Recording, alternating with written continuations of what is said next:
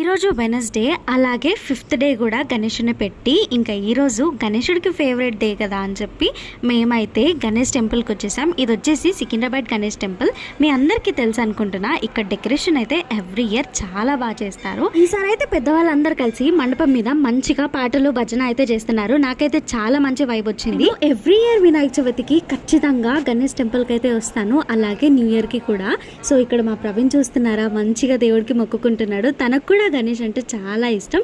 ఏ దేవుడిని నమ్మడు, కానీ గణేష్ అంటే ఎందుకో అదొక వైబ్ అంతే ఇద్దరికి.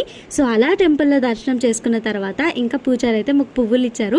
అవి పెట్టుకొని ఇంకా దేవుడికి మంచిగా బింగిలు తీసుకుంటూ మొక్కుకుంటున్నాను అనమాట. ఏం మొక్కుతున్నానో ఖచ్చితంగా కమెంట్ చేయండి. అండ్ ఇక్కడ దేవుడికి గరిక అంటే చాలా ఇష్టం కదా.